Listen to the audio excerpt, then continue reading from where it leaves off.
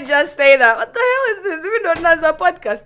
You really want to fight? Are you mad? Sunday wind down, Ida with the voice on the speaker, Sunny on the mic and it's all round. Conversations are bigger, so fill my cup. I'm already tuned in all the way up. Can't stop listening now. Welcome to the Sunday Wind Down podcast. I am DJ Sunny Sistuki. Yes, and I'm Ida Alicia. Welcome. Thank you for joining us. Yep, the co-host with the most. Who is the co-host now? We're each other's co-hosts. I'm your co-host. Sorry, what are you You're drinking? my co-host. I like it better when you drink tea. As in, we have some structure. I feel bombarded. Ida. All right, yes. What's poppin'? You're an angry black woman. If you want us to fight, just say that. What the hell is this? Even though it's a podcast. You really want to fight? Are you mad? What? I've been smiling all this time and you're telling me I'm an angry black woman. What the hell? So, the reason Is that what you you tell people? That's why your friends don't hit on me? Actually, you don't have friends. I am your friends. Aye. Wow. No, but why? Why would you say that? We just started. What if that is a misconception people have about you? They are misconcepting. Just like people have a misconception that I don't have friends. That is not a misconception. You guys are very... But, yo, that's wild. Mm-hmm. But if you just come at me, Sandy, and tell me, Ida, you're angry black woman, I'm gonna be angry. It's like when you tell a woman, calm down when she's mad. Are you nuts? It's like a manifestation. Hey, you're manifesting anger in me. Hey, it worked. There you got me. It worked, but that's crazy. But yeah, so my whole thing is like, do you think people have such misconceptions about you? Oh my God. What other misconceptions you think people have about you? I mean, just the usual. I hear people say, oh, I thought you were such a bitch. I didn't know how to approach you. And then they meet you. They're like, oh, my God, you're so cool. And then they meet you and they're like, you are such a bitch. Oh, my God. Hey, yo, guys, I quit. It was nice knowing you. Hey, yo. Okay, that was a joke. I didn't mean that. But I see your point. If you're listening to this on audio, I had removed my headphones and I'm leaving. Strike 3, I'm out. What is this? What is this podcast? I'll take over. Take over a little bit, right? Okay. I feel like I didn't know people had certain misconceptions about me, but a really good friend of mine, and actually a really good friend of both of ours, DJ Slim out of the Bay Area in California. One of the times that I met up with him, I had gone to Oakland to DJ, and shout out DJ Slim. We were sitting and having lunch, and he was like, I always thought that you were such an arrogant person. I mean, like he wasn't far from before the he shoes. met. How does the shoe feel when it's on your side, Sandy? I'm about to mute your mic Okay, because I have the power to do that. It's not a misconception, but anyway. No, I get it. Yeah. I know. He just saw you on the internet. He had not interacted with you. Not having met me, right? He had this misconception. Hey, Miss Wansu? let me sip on some. What is going on today? God, it's because you started on such a low vibration, trying to call me an angry black woman. Everything is falling apart. So, not having met me, he had this misconception. His misconception. Right. Now, to some people, they may have a conception that I'm arrogant, and I may be arrogant to them. Okay. Who knows? That's okay. But to him, he had a misconception that I was an arrogant person, and I was hard to talk. I was hard to be like around and approach and stuff like that. And then we were sitting having lunch, having a good conversation. We were actually talking about books and things like that. And he was like, you're hella cool. And, I really enjoy speaking with you and all this kind of stuff. So I was like, oh, cool. I had no idea that people had this misconception. Another thing that someone once told me, there was a conversation I was having with someone about an interview. And we were going back and forth on DM on Instagram. Okay. And I had met this person prior. And this person told me, do you realize you're very dry on text? Actually, that's true. Is it? Yeah, even knowing you. Yeah. I got used to you texting the way you do. Yeah. But like there's zero emotion in your text. Well, I mean, it's not like text, they contain emotion, but from you, they're drier than a usual person. And so they were like, if someone just knew you by texting you. Yeah, they'll be like, wow. They'll be like, oh my goodness, I don't want to know this person. Right? And they're like, but in person, you are this vibrant, different person. Yeah. But if I was to base who you are solely on how you text or on DM or text or whatever, like you are, I would not want to ever meet you or have a conversation with you. And crazy. I was like, wow. And then I go back and look at some of my texts and I'm like, well, you're kind of right. I kind of do sound like an asshole No, on but text. think about it, Sunny. Yeah. How many, as a person who's in this field, or you're trying to get bookings, it's not one person that reaches out in a day. It's like 20 people. So you're answering 20 people the same question, and you don't want to sound robotic, but you want to personalize the answer. So so it does get exhausting. Like in a day, like before I used to respond to a lot of DMs and then you just get these random DMs that are just like Mambo DJ or hi. or hi, or so I stopped like, responding to those. Right. And actually got one the other day, and it was actually an inquiry for a gig. But I mean, I didn't respond to the Mambo DJ, and then they waited about an hour or two, and they came out with, "Oh, we're having this event. We'd like to book you for a DJ. Please give us some more information." And I was like, "Okay, let's talk about this." Now, I feel like that's a lesson that people need to learn. Maybe when you're more in the social space and people try to book you or try to interact with you, you've already learned this. But I also don't answer to hi. I feel like if I have something to offer you, I'm not just going to come and say hi and wait for you to say hi and then I start. No, I'll write, "Hi, I hope this finds you well. This is my idea. I'm thinking you'll be a good addition to this project. Come join me, sign out my name." If you read that, you know my agenda. Exactly. It's not like I just have time to be hiing. We're not here for hi. Hi, in fact, like, just bye. cut to the chase. Bye, hi, bye. It's like what? that cop that pulled someone over and asked the guy he pulled over, said, "Sir, how high are you?" No, it's... And the guy told him, "Officer, in my country we don't say that. In my country we say, 'Sir, hi, how are you?'" I like that. I love that joke. Anyway, back to the ground. Yes. I keep flying, and we need to come back to the ground. In what you do, like, okay, as a social media influencer, right? I think there might be some misconceptions that people might have about what you do. Right. Oh my God. Yeah. I feel like a lot of what goes into social media influencing, and people like me who, I don't want to say make a living out of social media because that's not how I make my living. But It's people like a me, side hustle. Yeah. That's my side hustle, and I take it seriously too. People assume that you just post and share things for people just because you have a big following. That following is organic. It takes a long time to build, and to build trust for when I come and say, "Oh, this is great," that you're able to go buy it because I vouched for it. It takes a long time to grow that audience and that trust. So when you come and be like, "Oh, so you post for me this post? Okay, yeah, cool. How am I helping you make money?" Well, I'm not making money. Right. Like, make it make sense. And then what I'm posting for you, what is it? Is it something I stand behind? Exactly. Yeah. A lot comes into play. So you'll find people even saying, and there's this thing where I think it's also a misconception where friends think just because we're friends, you're going to post for me. No, bro. No, it doesn't work like that. Like, it maybe...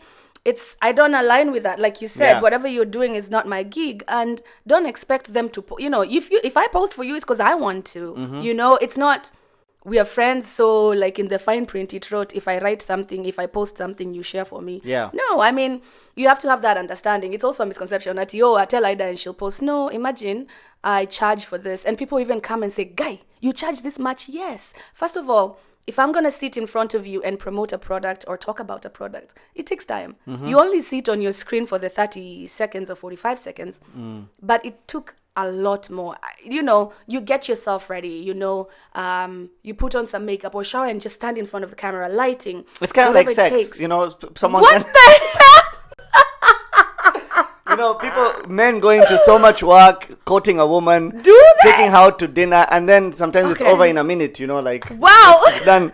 What you see, what you really get is the 30 seconds or 45 seconds, despite all the... I get it. I get what you're saying. You get it. I feel like you really understand me, Sunny. I can see why we're friends. Keep going. Oh, that was so wild. Hey, wait. I was not prepared for this today, I swear. Okay, so it's kind of like that. Okay. If you're a man, I feel like that understanding is not on all, point. Not all men. Yeah, but men would probably understand it better. But if you're a woman, it takes a lot. It's like you putting your eyelashes for whatever, right? And then also, behind the scenes, the editing that comes into play, and you have to do some research. You can say something the brand doesn't align with, or compare it to something that is a competitor, and they have a contract that says don't mention me. It's a lot. Yeah. So all that, and for you to assume I'll just put, you're mad.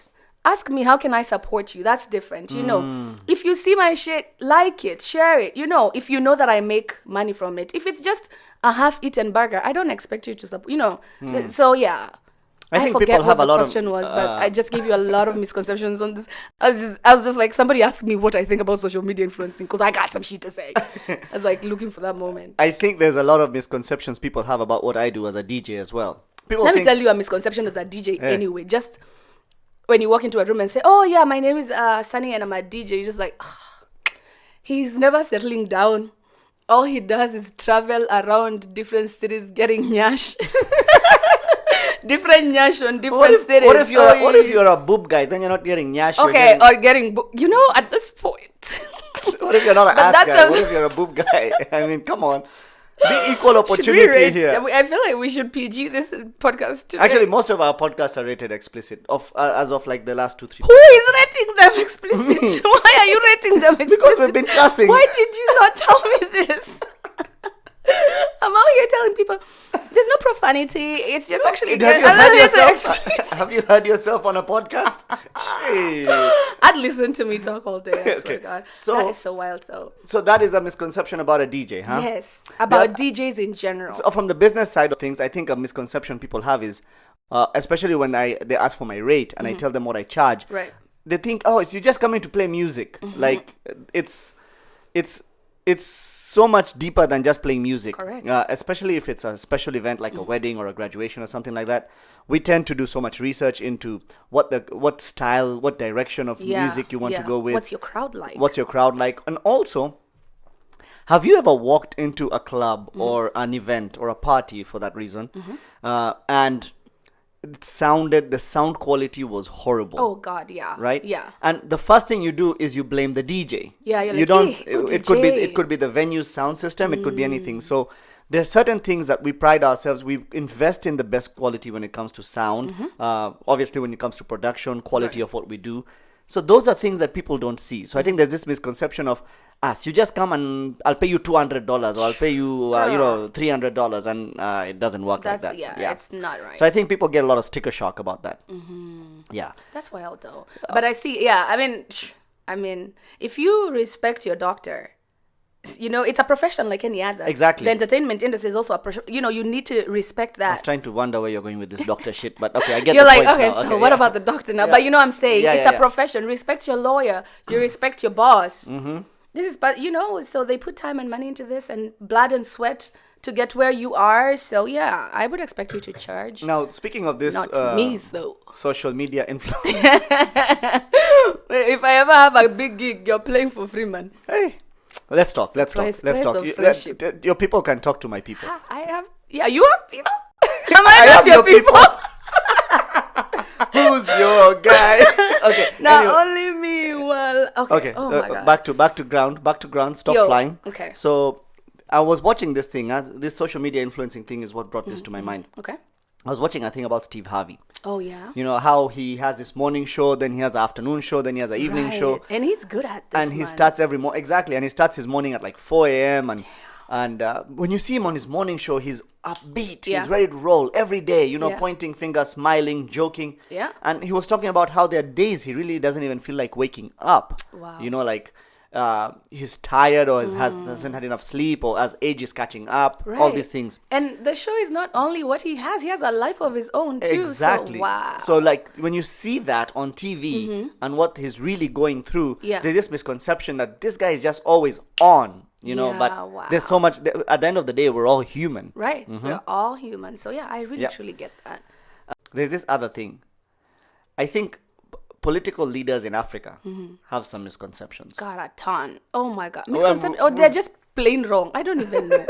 Like, that's Are they misconcepted or just wrong? I feel like some of it depends on where you're looking at it from. Some of it is just plain wrong. And this particular thing I want to talk about, I don't think it's just political leaders, but let's start with them.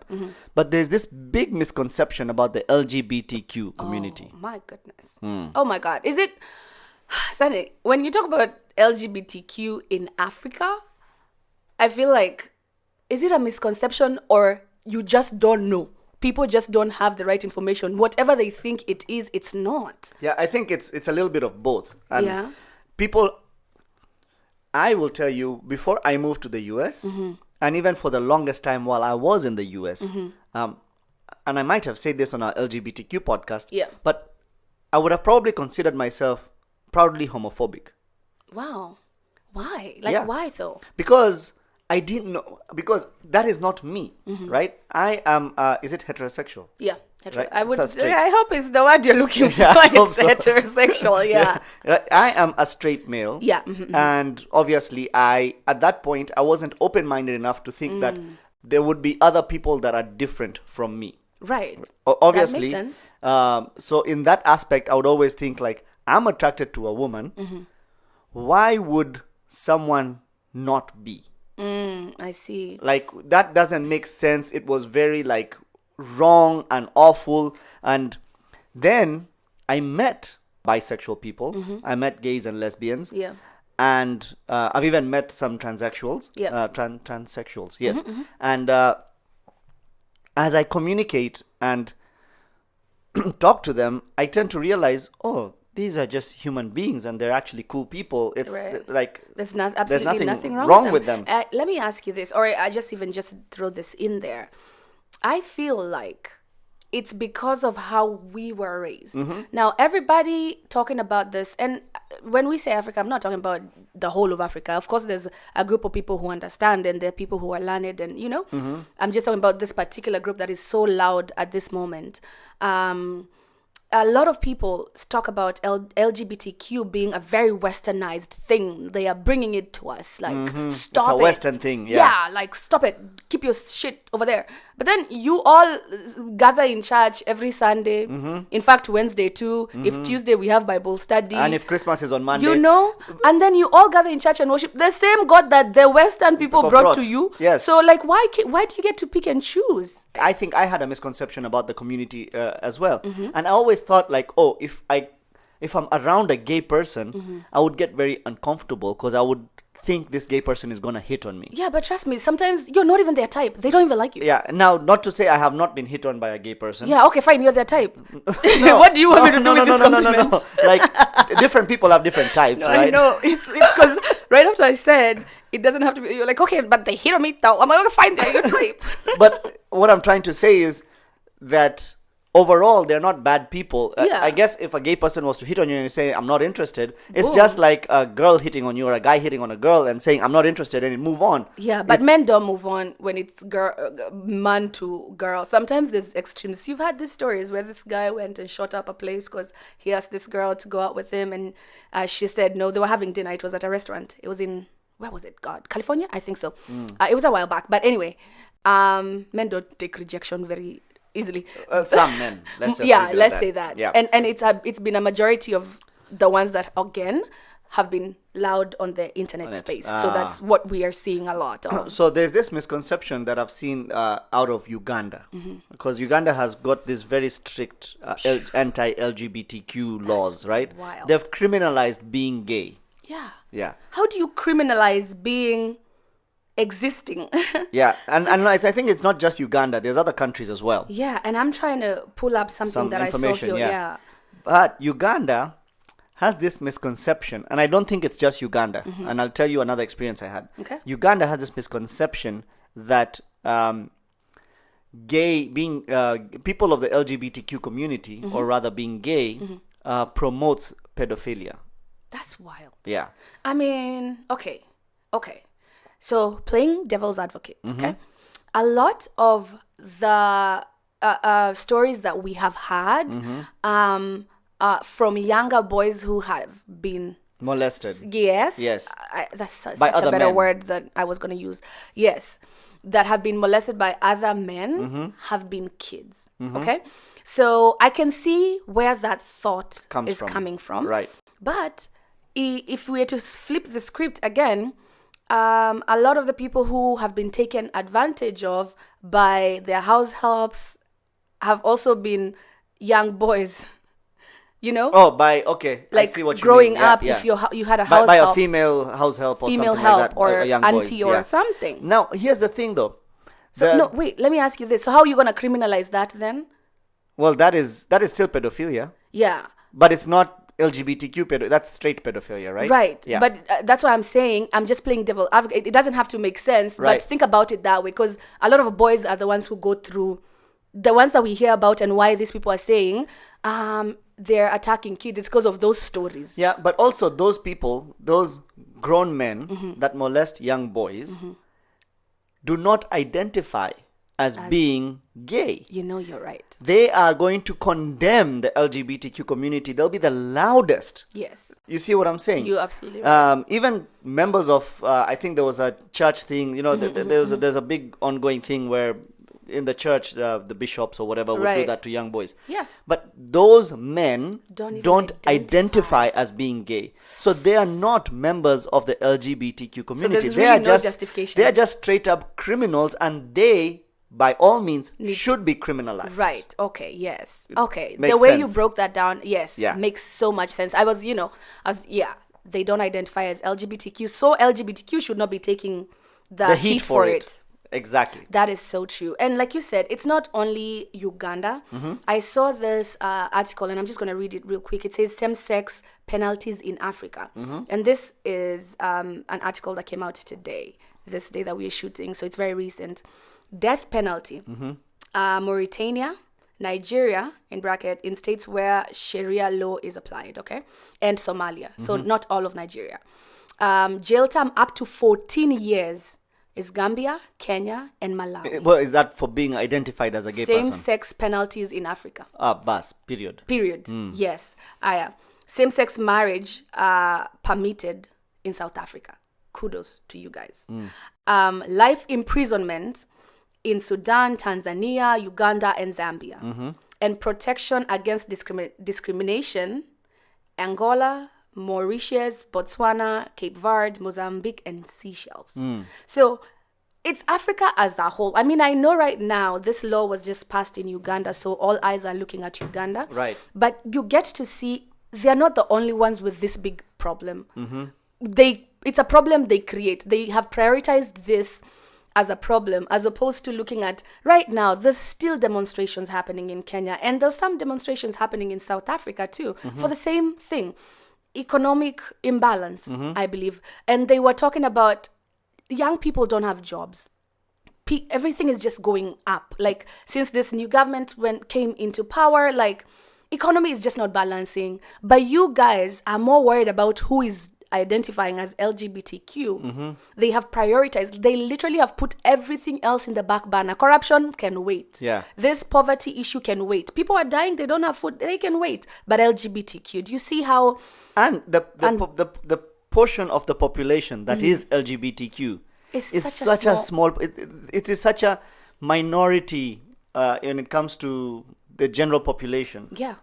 So putting so much focus on this small group of people is ludicrous. It's crazy. And it's not just in Africa. And I think a lot of this, like Uganda, and a lot of what's going on there is actually sponsored by these Christian conservative groups in the US. That's correct. So it happens a lot here as well. Yeah.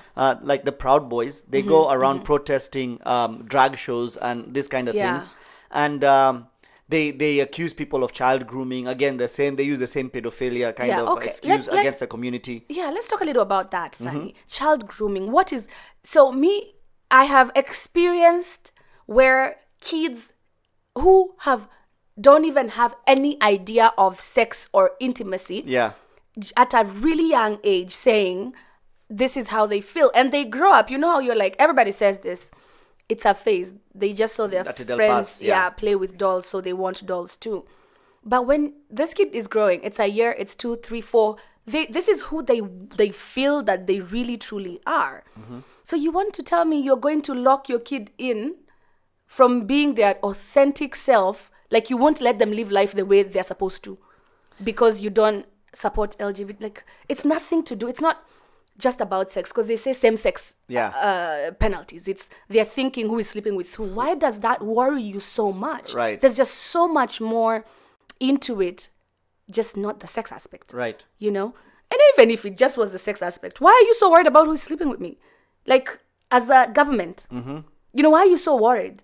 Which, you know? I mean, this government obviously is prevents discrimination against any members of the LGBTQ community.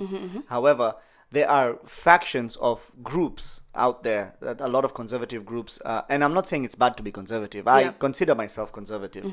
However, I think some of these people take it to an extreme where they just look at a group of people and just say these people are bad, you know. And it's just like you could say the same thing about race. You know how you could decide, oh, a certain race is bad, or you could decide a certain group of people, whatever it might be, a certain gender or whatever.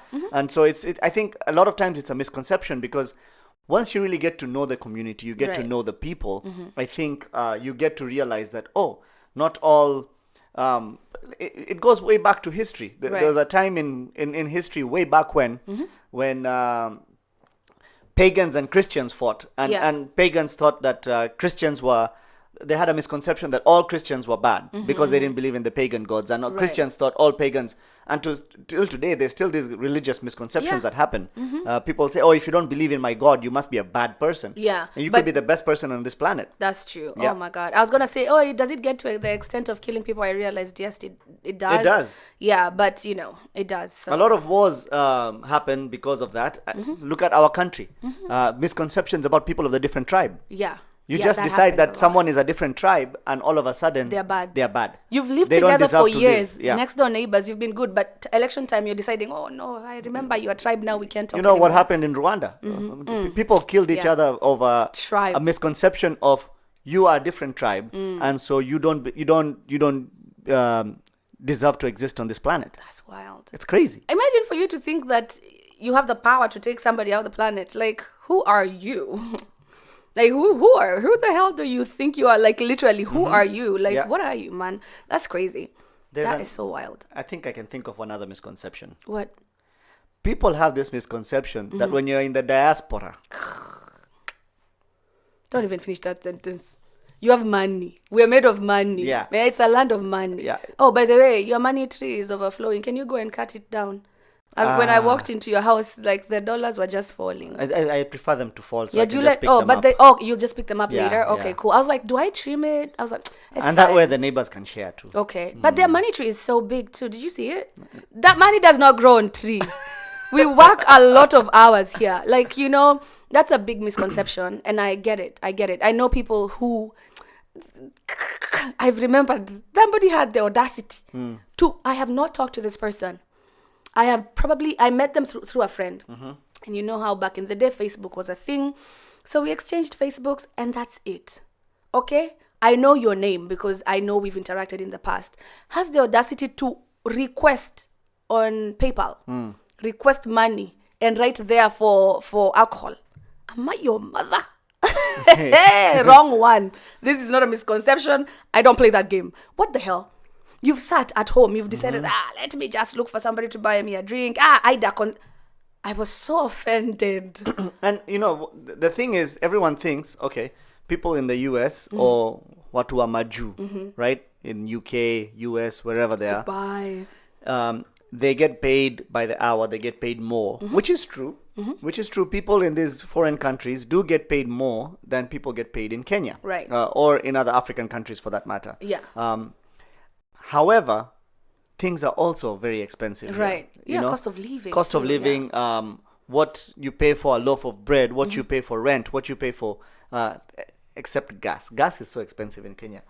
But gas is expensive in Kenya. Compared to here, gas is very expensive. Yeah. But overall, if in Kenya you're making $1,000 a month, but you're spending $200 a month or $300 a month, you're keeping the balance. Right. The same way here, if you're making instead of 1,000, if you're making 5,000 a month, you're also spending 5 times as much as you would have spent in Kenya. So in that sense, there's that. What you're left with essentially.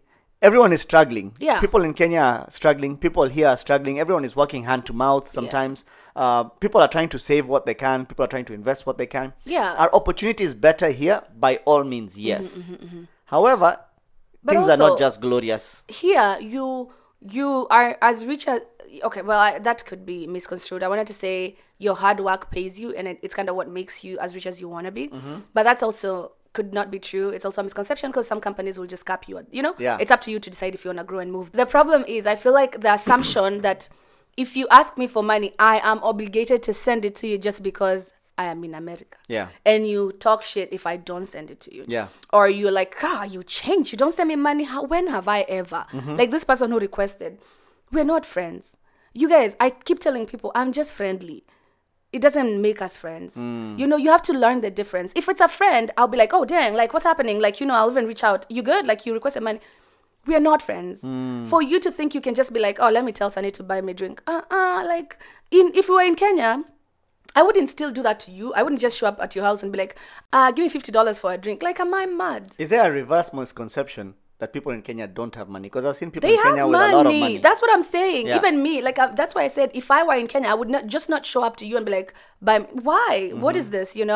So, and I think it becomes a negative when there's negative feelings applied to me not sending you money. I see. Or me understand that sometimes, yes, I have the money. It's not like I don't have it, but it is committed somewhere else. I have a project I'm doing.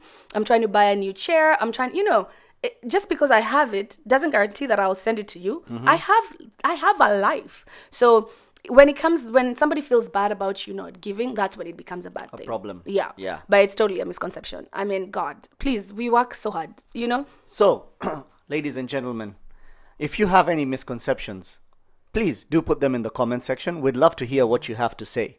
And another misconception is that if you don't follow Sunday Wind Down, what do you even follow then? Yeah.